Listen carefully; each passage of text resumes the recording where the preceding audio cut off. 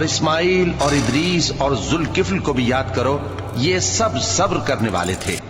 اور ہم نے ان کو اپنی رحمت میں داخل کیا، بلا شبہ وہ نیکوکار تھے۔ اور مچھلی والے پیغمبر یعنی یونس کو یاد کرو، جب وہ اپنی قوم سے ناراض ہو کر غصے کی حالت میں چل دیے اور خیال کیا کہ ہم ان پر گرفت نہیں کریں گے،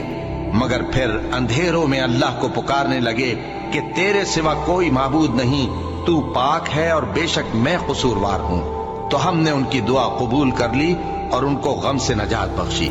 اور ایمان والوں کو ہم اسی طرح نجات دیا کرتے ہیں۔ اور زکریا کو یاد کرو، جب انہوں نے اپنے پروردگار کو پکارا کہ پروردگار مجھے اکیلا نہ چھوڑ، اور تو سب سے بہتر وارث ہے، تو ہم نے ان کی پکار سن لی اور ان کو یحییٰ بخشے اور ان کی بیوی کو اولاد کے قابل بنا دیا۔ یہ لوگ لپک لپک کر نیکیاں کرتے اور ہمیں امید اور خوف سے پکارتے اور ہمارے آگے عاجزی کیا کرتے تھے۔ اور ان خاتون یعنی مریم کو بھی یاد کرو، جنہوں نے اپنی عفت کو محفوظ رکھا، تو ہم نے ان میں اپنی روح پھونک دی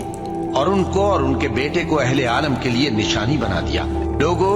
یہ تمہاری جماعت ایک ہی جماعت ہے، اور میں تمہارا پروردگار ہوں، تو میری ہی عبادت کیا کرو۔ اور لوگ اپنے معاملے میں باہم متفرق ہو گئے، مگر آخر سب ہماری طرف رجوع کرنے والے ہیں۔ اب جو نیک کام کرے گا اور مومن بھی ہوگا تو اس کی کوشش رائے گا نہیں جائے گی،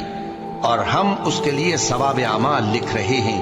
اور جس بستی والوں کو ہم نے ہلاک کر دیا، محال ہے کہ رجوع کریں، وہ واپس نہیں آئیں گے، یہاں تک کہ یاجوج اور ماجوج کھول دیے جائیں اور وہ ہر بلندی سے نیچے آ رہے ہوں، اور قیامت کا سچا وعدہ قریب آ جائے تو ناگہاں کافروں کی آنکھیں پھٹی کی پھٹی رہ جائیں اور کہنے لگیں کہ ہائے شامت، ہم اس حال سے غفلت میں رہے، بلکہ ہم خود ہی ظالم تھے۔ کافروں، اس روز تم اور جن کی تم اللہ کے سوا عبادت کرتے ہو دوزخ کا ایندھن ہوں گے، اور تم سب اس میں داخل ہو کر رہو گے۔ اگر یہ لوگ در حقیقت معبود ہوتے تو اس میں داخل نہ ہوتے، سب اس میں ہمیشہ رہیں گے، وہاں ان کو چلانا ہوگا اور اس میں کچھ اور نہ سن سکیں گے۔ جن لوگوں کے لیے ہماری طرف سے پہلے بھلائی مقرر ہو چکی ہے، وہ اس سے دور رکھے جائیں گے، یہاں تک کہ اس کی